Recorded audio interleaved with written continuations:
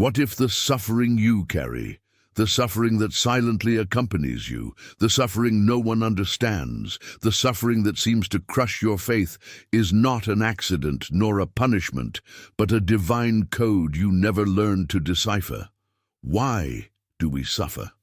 This unsettling question has traversed centuries, civilizations, prophets and kings, and even today weighs heavily on the hearts of those trying to understand their own history. It is the question no one wants to ask, but everyone is forced to face when the ground tears open, when the sky seems silent, when the heart bleeds without explanation. Suffering exposes what we try to hide. It tears away masks, rips apart comforts, dismantles illusions. And strange as it may seem, the Bible doesn't soften this. It embraces it, it confronts it, it reveals it. Because at its center there is a God who doesn't flee from human pain, but who draws near precisely when everything collapses. But then, why do we suffer? This is the question that corrodes, that unsettles, that disturbs the soul and makes us wonder if God is still there, observing, listening, feeling. And it is precisely here that the first key is revealed. Suffering is not merely a human experience. It is a lens that magnifies what is hidden, that reveals what we do not see on bright days. There are pains so profound that they can only be understood spiritually. There are sufferings that do not merely explain the world, they explain you. And that is uncomfortable, that is provocative, that is biblical. When we ask, why do we suffer, we enter the realm of the sacred, where answers don't come readily, where God's silence doesn't signify absence, but preparation. It is the silence that disturbs, the silence that seems like abandonment, the silence that makes the soul tremble. But what if this silence is, in fact, the language He uses to shape what words cannot reach? What if what you call pain is exactly what God is using to reveal something about who you are and about who He wants you to become? The biblical truth about suffering is neither gentle nor romantic. It is profound, intense, disconcerting. It places us before a spiritual mirror that many people avoid. And that is why so many people don't understand. Because suffering is not merely lived, it is interpreted, it is read, it is deciphered. And few know how to do this. Few see what lies behind the pain, what lies behind the losses, what lies behind divine silences. Suffering is the desert where God speaks loudest, even when He seems silent. It is the valley where He reveals truths that cannot be spoken on the mountaintop. It is in the darkness that spiritual eyes are opened. And it is into this territory that this video enters, to reveal what almost no one knows about pain from a biblical perspective, to invert the gaze, to provoke the mind, to stir the soul. And before we move on, take a breath, because what comes next is not cheap comfort, it's not a motivational phrase, it's not a ready-made answer, it's revelation, it's depth, it's what was hidden in sacred texts and that you never noticed. It's the truth that transforms suffering into meaning, pain into construction, silence into direction. And now, while that question continues to echo, why do we suffer? Prepare yourself, because we are only beginning to open the first door, and when it opens, nothing you feel today will be seen in the same way. Before we continue, I need you to do something simple but essential so that this message continues to exist in this sea of distractions. Comment below what this first part sparked in you. Your experience, your doubts, your wounds, all of that matters. Because when you comment, you don't just participate, you connect. You show that you are alive in this spiritual conversation that we are building together. And if this beginning moved you, if any phrase resonated with you, if any question made you look inward, then leave a like now. It's not vanity, it's impulse. That's what makes the video reach other people who are also suffering in silence, needing to understand what the Bible really says about pain, purpose and transformation. It is clear. Subscribe to the channel before we continue, because what comes next will delve deeper into this topic in a way you've never seen before. You need to be here for it. Registration ensures you don't miss the sequence and that you don't disconnect in the middle of this spiritual journey that is just beginning. So comment, leave a like, subscribe, and breathe. Because now we're going to move on to the part that reveals what almost no one realizes about suffering, and this is where your perspective begins to change. Suffering as a lens to truth. This is the part almost no one wants to face, but it's precisely here that everything begins to make sense. Pain has a strange way of illuminating what we prefer to keep hidden. When everything is fine, when life seems stable, when nothing pressures us, we get used to our own masks. We get used to the polished version of ourselves. We get used to the character. But as soon as pain touches us, as soon as a breakup, a loss, a betrayal, an emotional desert, everything that was behind the veil begins to appear. Suffering exposes, suffering tears, suffering reveals. And the Bible not only confirms this, it emphasizes it. Scripture shows, in countless stories, that it is precisely in pain that the human heart is laid bare. It is in pain that our true intentions, our oldest fears, our deepest flaws appear. Suffering works like fire, and fire doesn't ask if you're ready. It simply burns away what is false and exposes what is true. Fire removes the veil. Fire shows what you truly carry. And however painful it may be, this process brings a clarity that no superficial joy could ever provide. Pain is a spiritual magnifying glass.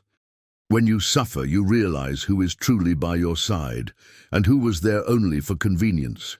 You realize which convictions were yours and which were merely inherited or copied. You realize which habits were destroying your soul while you pretended everything was all right. It is in suffering that you discover if your faith is faith, or if it was just temporary emotional comfort. It is in suffering that we understand if we trust in God, or if we only use His name to avoid facing our own emptiness. The Bible makes this evident in characters who were broken before they were lifted up. It's not about punishment, it's about revelation. Because while everything is working, it's easy to disguise arrogance with humility, insecurity with strength, and pride with conviction. It's easy to appear righteous when nothing tests you, but when suffering arrives, it destroys the theater. It turns off the stage lights, it closes the curtain. And when everything goes dark, all that remains is who you truly are. And that hurts. It hurts because we see our shadows. It hurts because we identify our contradictions. It hurts because suffering removes filters, removes excuses, removes justifications. It forces us to look into the spiritual mirror without emotional makeup. Pain does what few can do voluntarily. It confronts our essence. And this confrontation is not beautiful, it is not romantic, it is not easy, but it is necessary. Pain doesn't destroy us, it destroys what destroys us. That's the difference. Pain tears away, layer by layer, everything that distances us from the truth. Everything that fed the ego, everything that kept us trapped in illusions, everything that seemed immense but was empty inside. And this process is so profound that sometimes you think you're losing everything, when in reality you're only losing what wasn't real. Pain reveals relationships. Pain reveals intentions. Pain reveals the faith you truly have. Pain reveals how much you have matured spiritually. Pain reveals where you still need to be shaped. And above all, pain reveals the most honest part of the human being, the deep desire to return to the essential, to return to what matters, to return to what is true. And if you look closely, you'll realize that the most transformative moments of your life didn't happen when everything was going right, but when everything seemed to be falling apart. Because it's in the collapse that you finally realize which pillars were stable and which were illusory. It's in the fall that you see what you were building without foundation. It's in the desert that you find what you would never find in comfort. And there's something even deeper. Suffering reveals you to God. Not in the sense that he needs to see who you are, he already knows, but in the sense that you finally present yourself without masks. The Bible shows that God draws near to those who are broken, not because he loves to see pain, but because he loves to see sincerity. He loves to see authenticity. He loves to see the heart without disguises. And that's the point. Suffering makes us real. It makes us aware. It makes us humble. It makes us sensitive to the divine. It makes us attentive to the spiritual. And before we move on to the next part, I want you to tell me in the comments if this message touched you in any way. Comment something simple like, "Pain reveals," or "Fire has lifted the veil," so I know you're understanding this journey. This greatly helps the video reach more people who need to hear exactly this right now. Let's continue, because what comes next further deepens this process of spiritual revelation that pain provokes. Pain as a calling. That's the part almost no one notices, and that's precisely why it becomes so powerful.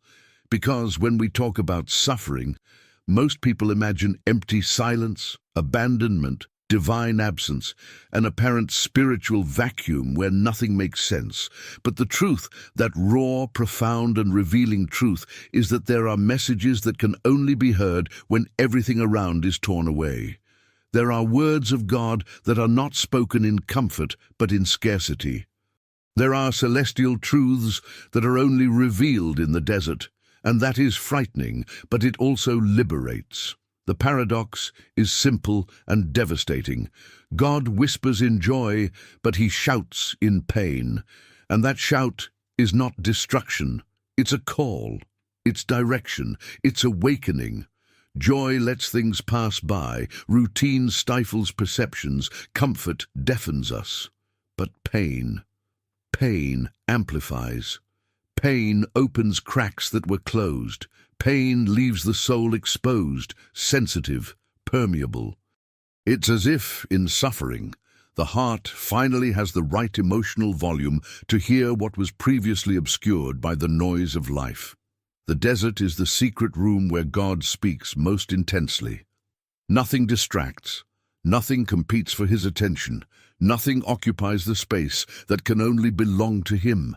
And that is why, so often, the greatest spiritual transformations happen when you think God is silent. That silence that you interpret as abandonment is, in fact, preparation. It is the moment when he is shaping the ground so that the revelation finally makes sense. God does not waste pain. He does not speak randomly. He does not throw words into the void. If silence has arrived, it is because something is being sculpted within you. And when the Bible shows characters walking through valleys, caves, prisons, deserts, and starless nights, it's no coincidence. It's a spiritual pattern. It's a divine method. God speaks through silence because silence removes distractions. And suffering, however harsh, is the echo that allows the soul to listen. Pain acts as a kind of spiritual antenna. It adjusts frequency. It removes noise. It puts us in a rare state, the state of true attention. In times of abundance, our minds are full of plans, full of goals, full of superficial waves. But it is in pain that the inner flow deepens. It is in pain that old thoughts appear, that forgotten wounds resurface, that subtle truths emerge. And in the midst of all this, the voice of God finds space to resonate. A voice that is not in a hurry. A voice that does not impose itself by force, but by depth. Many people confuse silence with rejection, but it is precisely in silence that God trains us to listen with sensitivity. Suffering sharpens spiritual perception.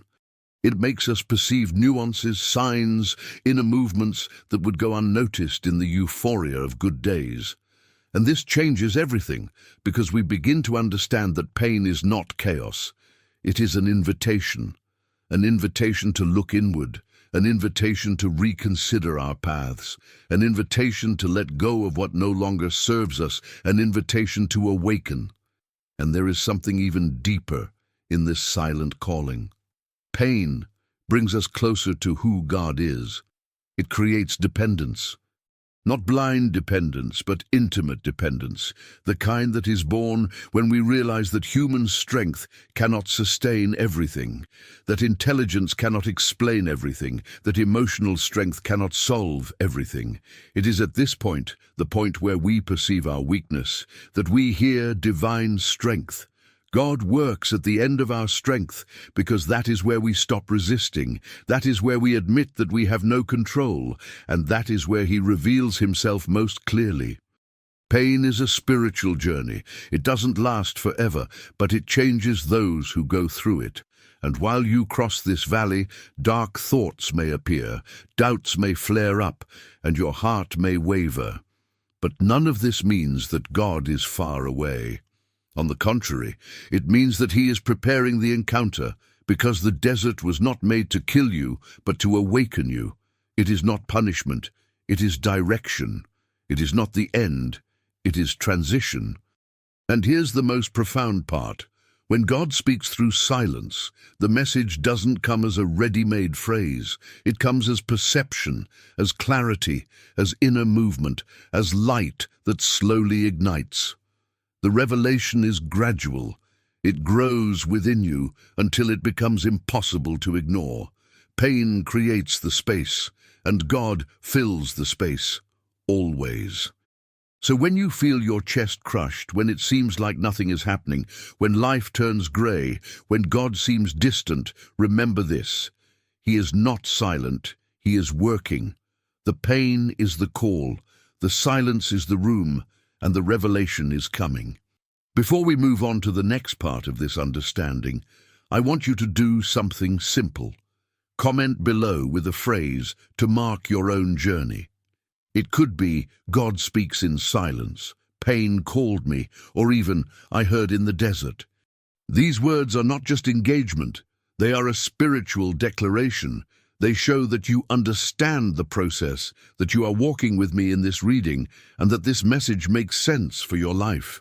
Let's continue, because the next step delves even deeper into what suffering reveals about the hidden purpose behind pain. The suffering that separates you, and also sanctifies you, this paradox that seems impossible to understand when the pain is throbbing in your chest, is exactly the kind of spiritual reality that the Bible never hid. It's almost as if, at the moment something inside you breaks, God takes that very crack to filter light, revelation, refinement, purpose. The pain that cuts is the same pain that heals, and however uncomfortable that may sound, it is in this uncomfortable territory, in this valley where nothing makes sense, that the deepest transformations truly happen. Because there's a detail that few people realize, God doesn't sanctify you simply by removing what hurts you. Often He sanctifies you by exposing what you would never have the courage to admit. Pain exposes, tightens, illuminates dark corners, reveals hidden intentions, tears off masks you didn't even know you were wearing, and that's precisely what separates who you were from who you are destined to be. And perhaps you've already experienced this firsthand, that moment when everything seems to collapse, but deep down something tells you that this fall isn't destruction, it's separation. It's God distancing you from habits, cycles, people, environments, beliefs, illusions, attachments, everything that delays, weakens, or contaminates the purpose He placed within you. When God separates, He doesn't ask permission, He simply cuts. And the cut hurts. It hurts because it breaks emotional bonds. It hurts because it removes you from comfort zones you swore were your safety. It hurts because it awakens a feeling of abandonment even when God is more present than ever. But it is precisely this pain that cleanses you, this pain that shifts you, this pain that makes you look inward instead of running outward. And the more you try to understand, the more you realize it's not about logic. It's about spiritual refinement. Sanctification doesn't happen when everything is easy. Sanctification happens when the fire is high. It is in this intense heat that the gold of faith is tested, purified, and strengthened.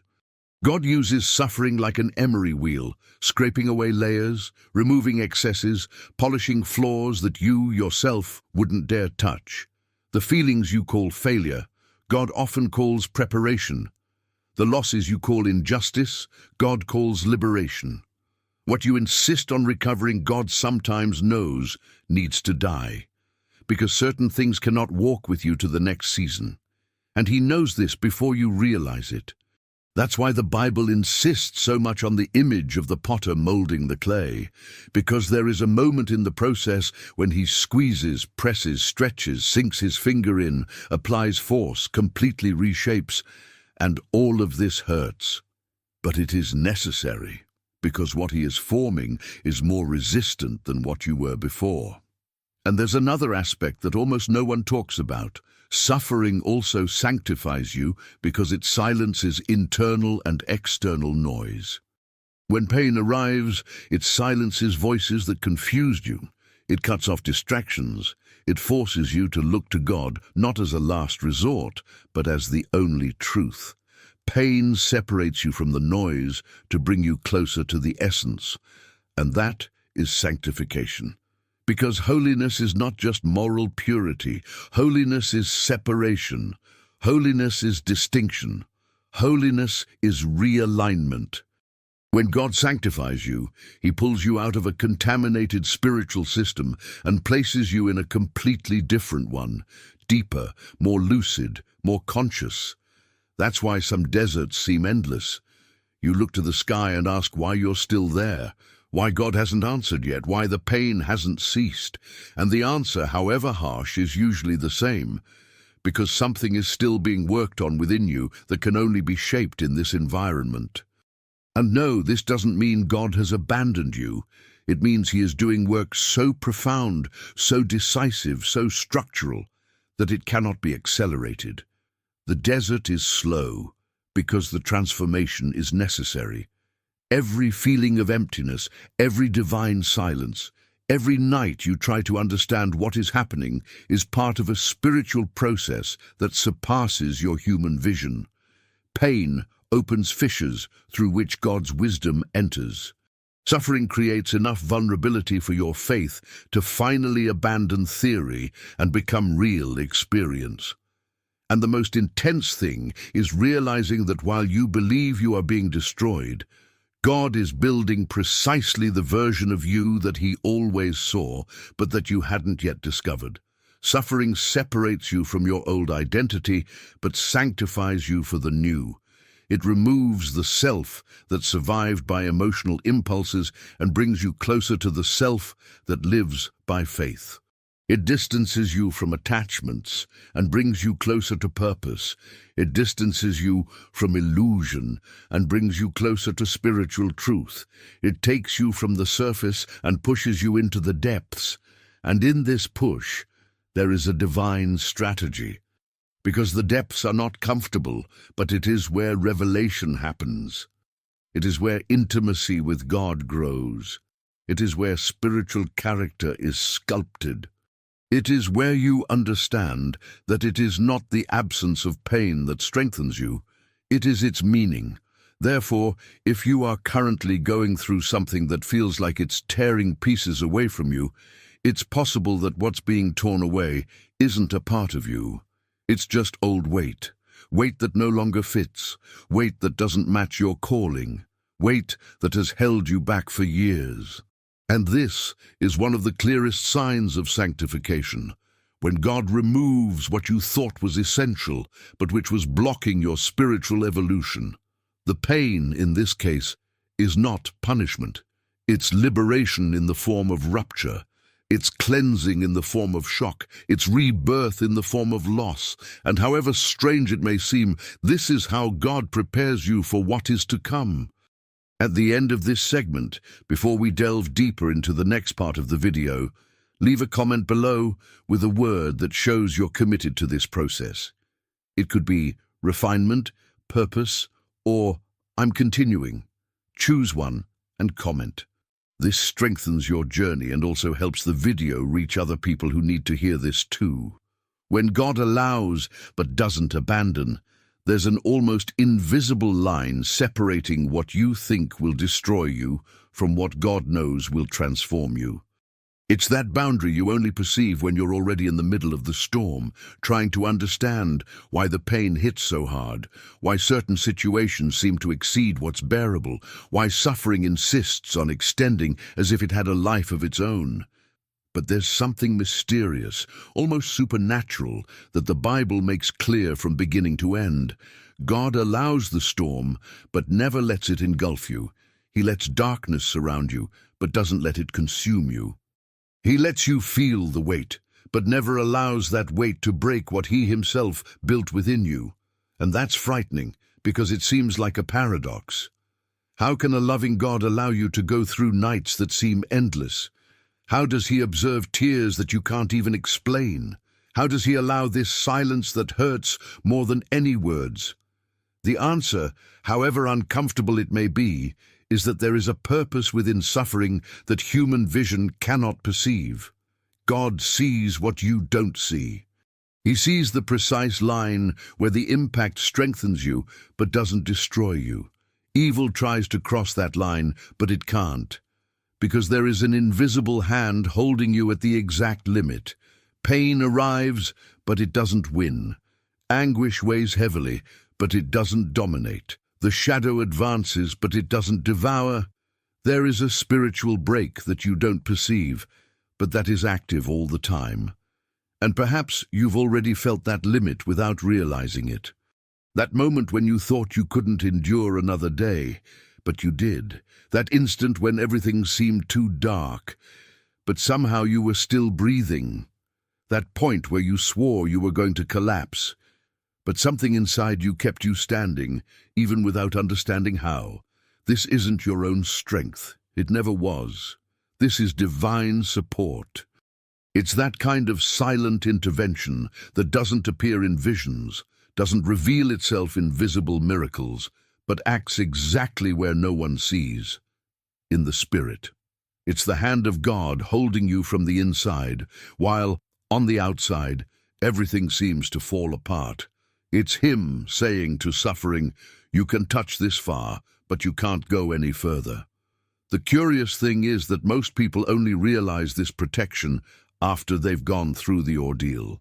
During the pain, everything seems meaningless. Your heart races, your thoughts become jumbled, your faith wavers, and you feel like you're walking alone in endless darkness. But there's no loneliness here. There's refinement, there's construction, there's divine vigilance. God doesn't abandon you for a second. He doesn't lose sight of you. He doesn't get distracted. He doesn't turn his back on you. Suffering may make you think he's distant, but it's precisely in this scenario that he's closest. Because when the light fails, that's when he observes every detail. He measures your limits. He sustains your soul. He prevents you from crossing dangerous spiritual lines. And at the same time, he allows just enough for something within you to awaken, mature, or be torn away. And it is at this point that many stumble, because they confuse permission with abandonment. They think that God allowing something means God doesn't care. But that has never been true. God allowing something is not God turning away. It is God believing in what he has placed within you. He knows the spiritual strength you haven't yet discovered. He knows the resilience you haven't yet recognized. He knows the faith you consider small, but which, in his eyes, is much stronger than you imagine. That is why he allows it. Because he knows that what touches you doesn't destroy you. It perfects you. He knows that what hurts you today will make room for something that will lift you up tomorrow. He knows that certain pains are disguised doors, doors that only open when pride falls, when self-sufficiency dies, when you finally understand that you don't walk alone. And there's another profound detail. God never allows darkness to fully prevail. Pain may envelop you, but it doesn't have the authority to consume your spirit. Sadness may weigh you down, but it cannot steal your essence. Oppression may try to suffocate you, but it is not allowed to extinguish the fire that God has kindled within you. And this is something that evil itself knows. That's why it tries to wear you down, tries to confuse you, tries to tire you out. But it knows that there is a divine fence around you, a spiritual boundary that it can never cross. This boundary is what keeps your mind firm when everything tries to break you. It's what keeps your soul alive when you think you have no more strength. It's what prevents pain from becoming destruction. Because God does not authorize destruction, He authorizes transformation. And that changes everything. Because the moment you understand that pain is not abandonment, but a stage for revelation, something within you reorganizes itself. The perspective changes. The heart understands that there is purpose. The soul understands that there is protection. Faith understands that there is direction. And although you continue to feel the weight, now you know that there is a holy boundary holding you back. A boundary that prevents the final fall. A boundary that ensures that what surrounds you does not dominate you.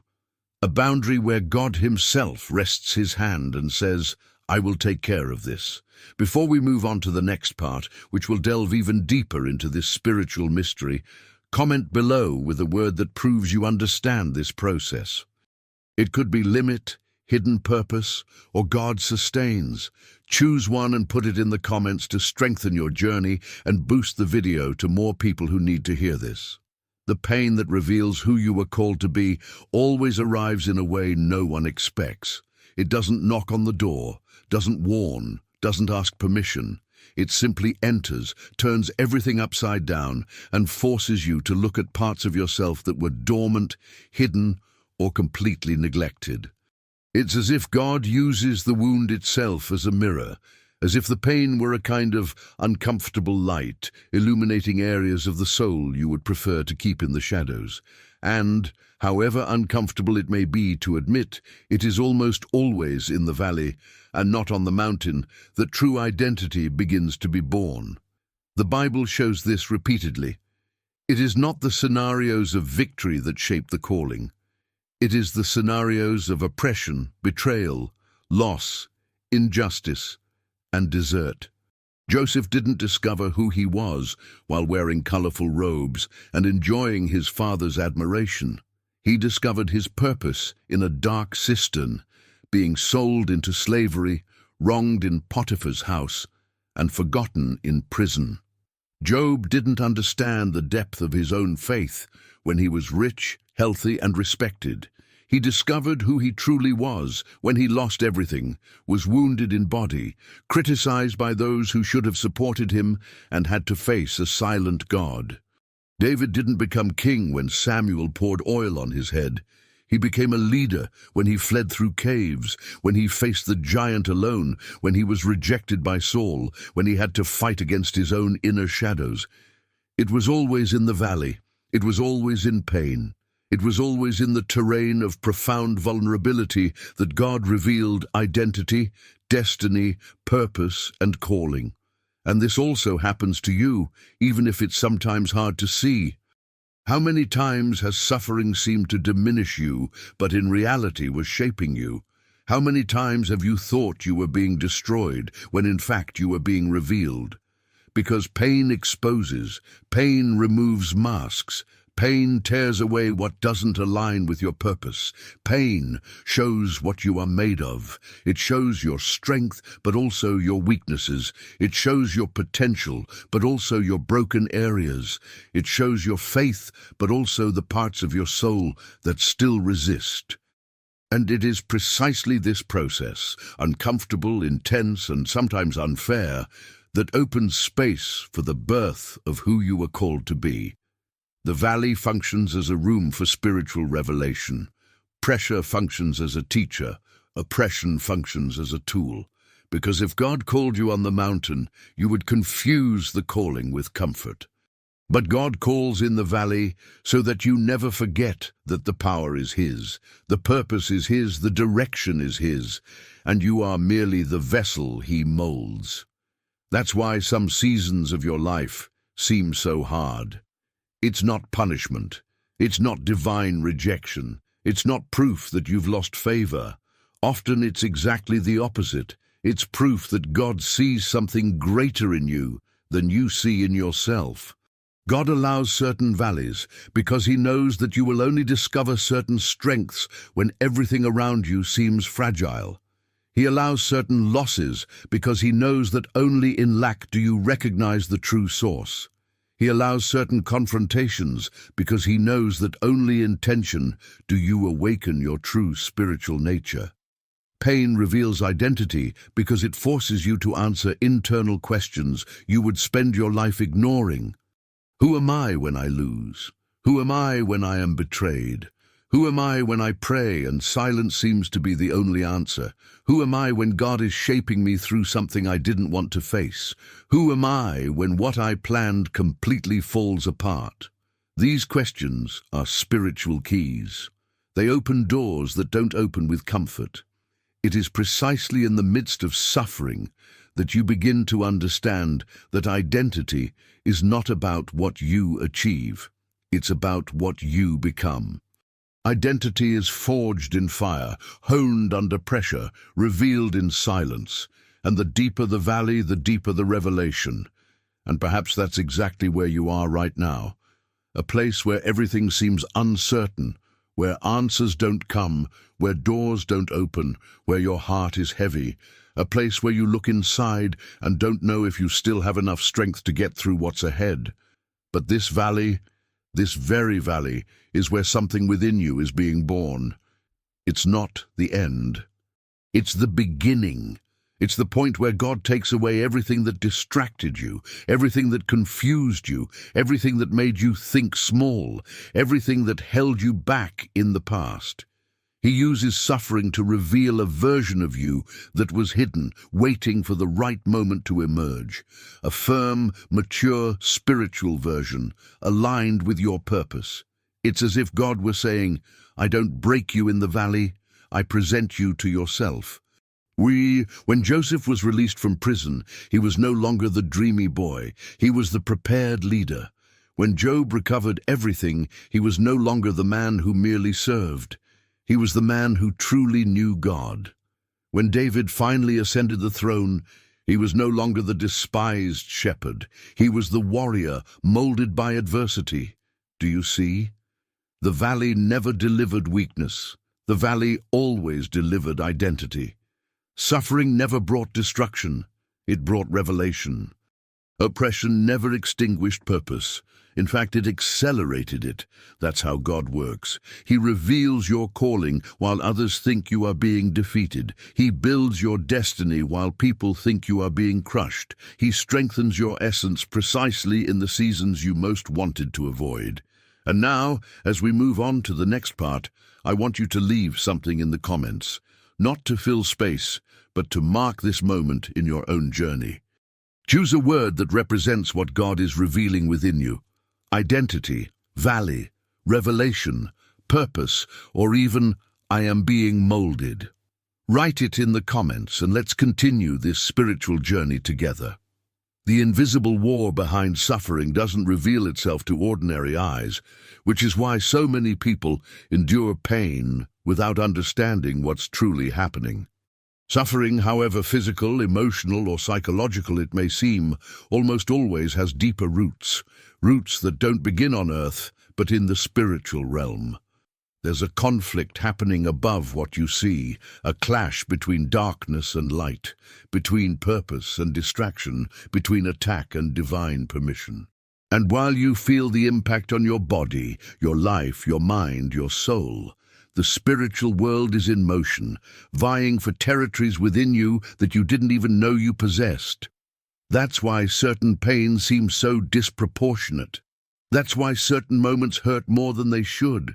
That's why certain losses completely disarm you. It's not just human, it's spiritual.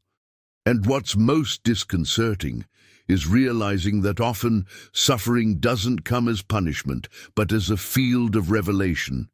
Because there is attack, there is spiritual evil, there is darkness trying to shake you, of course. But there is also testing that reveals who you are. There is refinement that purifies who you are becoming. And there is permission not permission to destroy you, but permission to strengthen you. The Bible has always shown suffering within this tension, Satan attacking, God allowing it, the human being feeling it. But what unfolds behind all this is a much larger plot. When you experience pain that seems unfair, it's as if the entire sky is watching your response. When you weather a storm that no one understands, there's a battle between spiritual voices, some trying to bring you down, others trying to lift you up. When oppression arrives, there's a kingdom of darkness trying to distort your perception, tamper with your faith, generate fear, generate doubt, create confusion. But there's also the action of God, subtle, silent, yet firm, guiding every detail, even using chaos as a tool. The invisible war is this: a dispute over spiritual narratives within your story. The enemy tries to interpret your pain as abandonment. God interprets your pain as building. The enemy tries to make you see weakness. God reveals strength. The enemy tries to push you towards giving up. God pushes you towards transformation. Suffering becomes the field where each voice fights to define who you will become. And the more intense the struggle, the more evident it is that there is a purpose at play. Because when there is no purpose, there is no war. When there is no calling, there is no attack. When there is no destiny, there is no spiritual resistance. The deep valleys, the unexpected tears, the days of anguish you can't explain. All of this points to a greater movement. The enemy doesn't waste energy on those who are spiritually extinguished. He only attacks those who have something to live for, something to carry, something to manifest. Suffering is never random. Suffering is a target. Suffering is contested territory. Suffering is the scene of a spiritual battle where your faith is forged, your character is molded, and your heart is tested. And this war is silent. It's not seen with the eyes, but it's felt in the soul. The attacks appear as heavy thoughts, as sudden insecurities, as fear that arises from nowhere, as darkness that seems to approach without reason. The spiritual pressure tightens. The mind becomes turbulent. You try to pray, but it seems like the prayer hits a ceiling. You try to seek God, but something distracts you. You try to be strong, but something weakens you. This is the signature of the invisible war. You fight against something you can't name. You face something you can't explain. You feel weights that have no logic.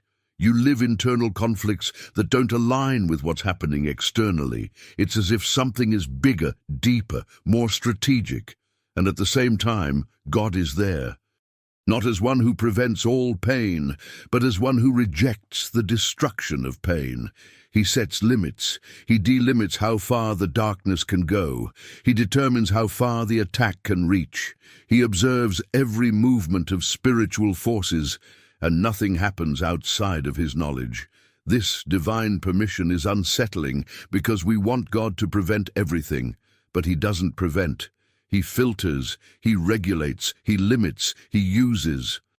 And this is a spiritual truth that almost no one understands. God allows what he will transform. He never surrenders your life to darkness. He never leaves you vulnerable without purpose. He never allows a battle that is not connected to something greater. And that's why pain is often the spiritual turning point, because there's a weight in the invisible world that only reveals itself when you're under pressure. It's in pain that you discover who attacks you, but also who sustains you. It's on the battlefield that you realize which areas of your soul are still vulnerable. It's in spiritual warfare that you see where God is strengthening you. This war doesn't want to destroy you. It wants to awaken you. It wants to take you out of spiritual autopilot. It wants to take you out of superficiality. It wants to pull you away from empty religion and place you in a living experience with God. Suffering opens your eyes to the invisible world, and suddenly you realize that the story has always been bigger than it seemed. And when you look back at every moment you thought you were going to fall, you realize there was a hand holding you. When you revisit situations where you thought you would be destroyed, you understand that there was a spiritual protection you didn't even feel, but it was there. When you think about the days the enemy tried to convince you that nothing would make sense, you realize that faith resisted, and it resisted because it wasn't sustained by you, but by God. The invisible war reveals itself precisely like this. When you realize you didn't fall, that you didn't go crazy, that you didn't give up, that you didn't get lost. The war was real, but the support was too. Now, before we move on, I want you to write something in the comments. Choose a word that represents this spiritual battle in your life. Battle, purpose, resistance, sustenance, or I perceive the battle. Comment below so we can mark this part of the journey together. Suffering as a prophetic sign is not merely a hidden detail in Scripture. It is a cosmic pattern, a spiritual mechanism that repeats itself generation after generation, almost as if heaven itself were shouting that nothing great is born without first breaking something within us. Pain always announces movement. Rupture always announces transition. When the soul begins to burn, when the chest feels heavy, when life seems to become too narrow for you, it is not just bad luck or an emotional crisis. It is the invisible sign that something is about to change in the spiritual world. And it is precisely there that many get lost, because they confuse the noise of pain with the silence of God, as if he had disappeared precisely at the most critical moment of the journey, when in fact he is more present than ever, only operating on a level that human eyes cannot perceive. The Bible makes this clear. Before glory, there is always rupture. Before elevation, there is hardship. Before victory, there is the desert. Pain does not appear as punishment, but as an announcement. And it is at this point that the spiritual world begins to move more intensely. There are battles you don't see, pressures that don't come from earth, attacks that don't make human sense, precisely because they weren't born on the human plane. They are born on the spiritual plane.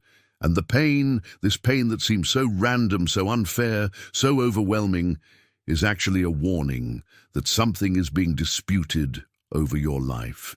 It is the harbinger of a change that you cannot yet see, but that hell has already perceived. That is why resistance increases, why doors seem to lock at the same time, why people distance themselves, situations explode, paths close, emotions intensify. The enemy always tries to attack before the turning point because he senses when someone is about to advance. He tries to confuse, suffocate, delay, because he knows that a soul that awakens to its spiritual calling becomes a real threat. Pain, paradoxically, becomes a divine warning. When the Bible shows Joseph being thrown into the pit, it wasn't defeat, it was an announcement. When it shows David fleeing from Saul, it wasn't the end, it was transition. When it shows Jesus in Gethsemane, it wasn't weakness, it was a prelude to the greatest spiritual victory in history. Pain always appears before revelation, and perhaps that's what's happening to you. This deep anguish, this feeling of displacement, this sensation that something is out of place, this weight on your shoulders, this inner agony that you can't explain, all of this may be exactly the sign that you are on the threshold of something you don't yet understand. Prophetic pain has this characteristic. It doesn't announce what is coming, but it announces that it's coming. It's like a spiritual earthquake that precedes new territory. And while this is happening within you, there is movement outside of you.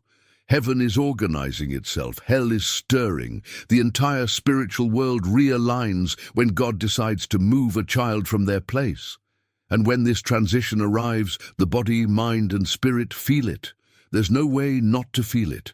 That's why some begin to have restless nights, racing thoughts, unexplained tears, a sudden urge to change everything, to break cycles, to abandon what no longer makes sense. It's the spirit trying to adjust to what God is about to reveal. It's as if the inner self is trying to make room for the glory that comes after the pain. And this glory is not human glamour, but spiritual glory, clarity, purpose, courage, discernment, authority. That's why pain is pedagogical. It teaches, it molds, it forms spiritual warriors, not fragile spectators. And whenever it appears, something is being broken, torn away, or transformed within you. That's why it hurts so much. Because God doesn't act superficially. He works on the structure. He works on the root. He works on what sustains your faith, your decisions, your identity. And while he works, the enemy pressures, trying to make you give up before the change happens. He wants you to interpret the pain as abandonment, not as refinement, because if you understand that pain is prophetic, you don't stop, you move forward. And notice how certain pains seem to have a timing. It's as if they come exactly when a new phase is approaching. This is not a coincidence. This is spiritual warfare. And this warfare often reveals itself in the flesh before manifesting in the spirit. That's why the feeling of exhaustion, of end of cycle, of I no longer belong here, because you truly don't belong. The pain is announcing what your life has not yet achieved, but is about to achieve. The rupture happens before the promotion. The crossing happens before the promised land. And the greater the pain, the greater the dimension of the change. Now take a deep breath and look inside yourself. This specific pain you're carrying, the one that keeps coming back, the one that makes you question everything, may be exactly what precedes your greatest spiritual turning point. Perhaps it's the preparation, perhaps it's the warning, perhaps it's the omen. Don't interpret as punishment what God uses as a tool for growth. Don't confuse spiritual warfare with personal crisis. And don't treat as an end what, spiritually, is only signaling a great beginning. If this resonates with you, write in the comments, I recognize the sign. Or simply comment, prophetic pain, to continue this spiritual dialogue. Want to help me understand your situation? Then comment on which part resonated with you the most. The promise within pain has always been one of the deepest codes of the spiritual world. It's almost as if heaven has its own language to record what human beings try to hide, swallow, disguise.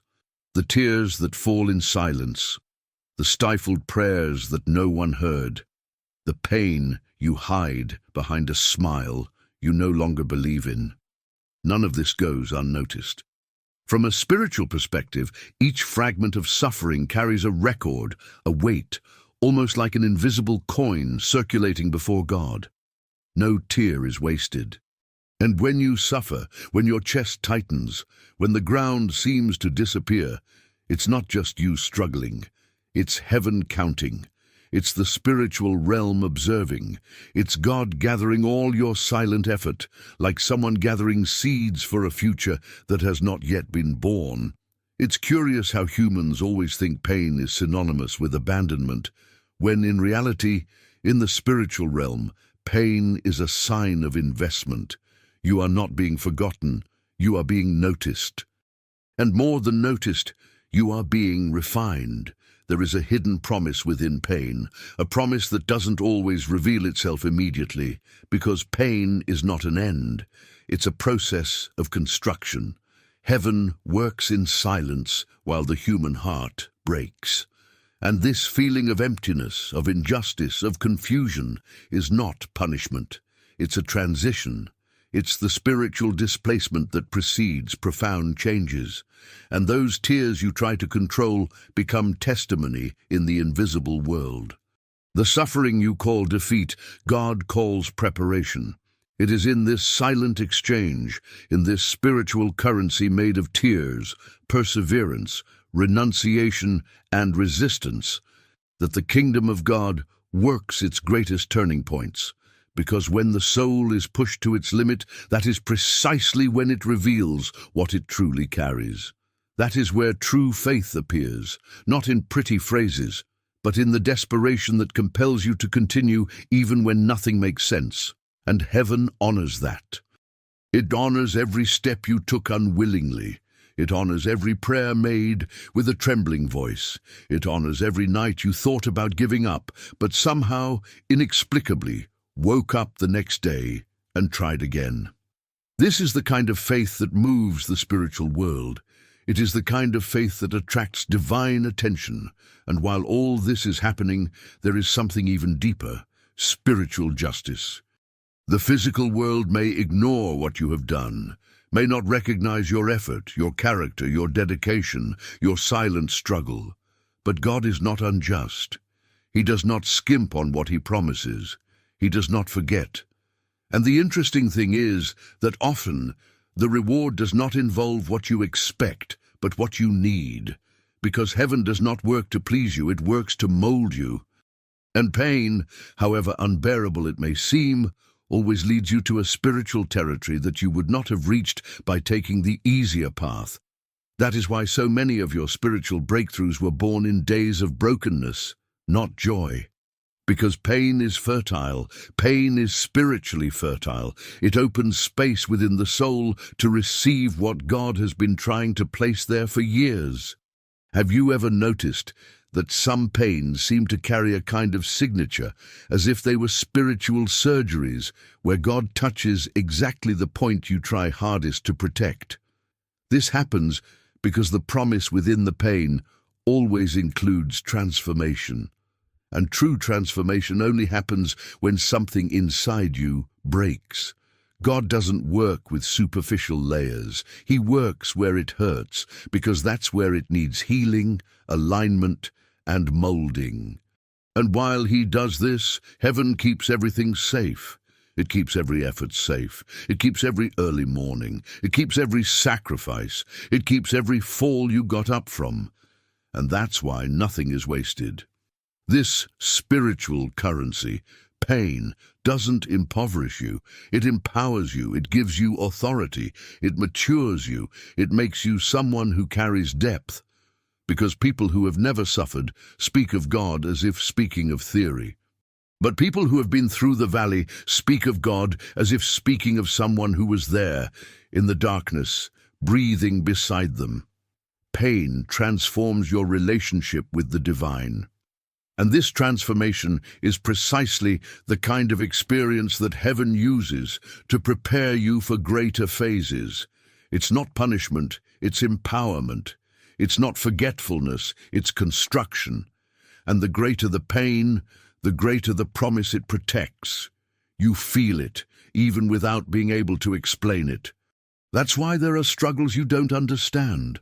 Resistance that appears out of nowhere, doors that close strangely, attacks that make no sense. All of this indicates spiritual value. If you were empty, hell wouldn't bother. It is precisely because there is promise that there is attack, because there is reward that there is war. The spiritual world reacts to your every advance. And even so, heaven continues to count, keep, record everything that no one else sees. The great truth is this: you are not suffering for nothing. Pain has direction, pain has purpose, pain has reward, and no matter how long it takes, God leaves nothing unanswered.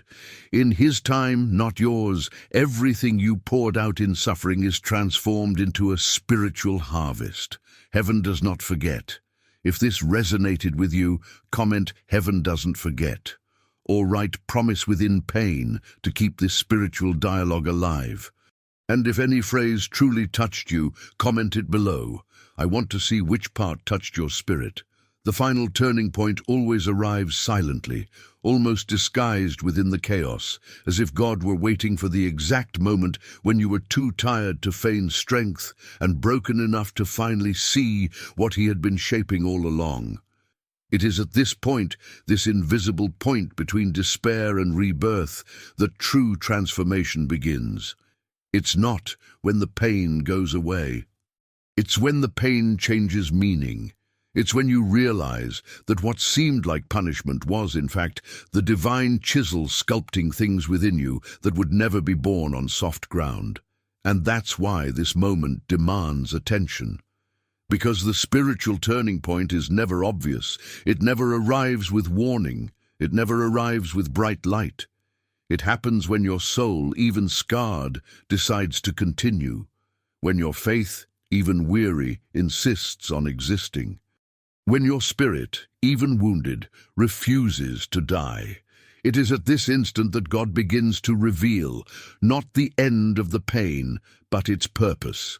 And that is more powerful than any rational explanation, because when the purpose appears, the pain loses its authority. When the revelation arrives, fear loses its voice.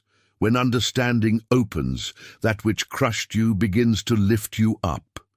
But there's an even deeper layer, and this is where I need you to pay attention. Pain never molds you into what you are, and now it molds to what it will become. The furnace never prepares someone for the present. It prepares them for the future. Suffering is always prophetic, always laden with anticipation, always pointing to something you are not yet ready to see. Perhaps you are experiencing exactly that. A spiritual transition disguised as emotional pain. A divine displacement disguised as loss. An internal reconfiguration that has not yet manifested in the physical world, but is already happening in the spiritual world. And that is why everything seems confusing, heavy, out of order. The vessel is being remade while still trying to remain whole. And here comes that question that can't be ignored. What is God building within this suffering that you haven't yet perceived? What is He rearranging? What is He preparing? What is He removing? What is He strengthening? And most importantly, what is He activating in you through this pain? Something you will only understand when you look back and realize that none of this was random. The answer may not yet exist for you, but the question is already part of the process. Because when you begin to question deeply, you begin to see beyond the surface. And it is at this point that you realize that it is not the pain itself that transforms. It is the awareness of what it is generating. It is when you realize that suffering is making you more spiritually resilient, more sensitive to the invisible world, more aligned with purpose, more awakened to spiritual warfare, more prepared to bear the weight of authority, more steadfast in entering territory that will demand exactly this kind of maturity that is only born in dark valleys. You think you're being destroyed, but you're being trained. You think you're being forgotten, but you're being separated. You think you're losing everything, when in reality, you're being repositioned. God doesn't waste pain. He doesn't invest suffering in people without purpose. When someone goes through the valley for too long, it's not because God got distracted.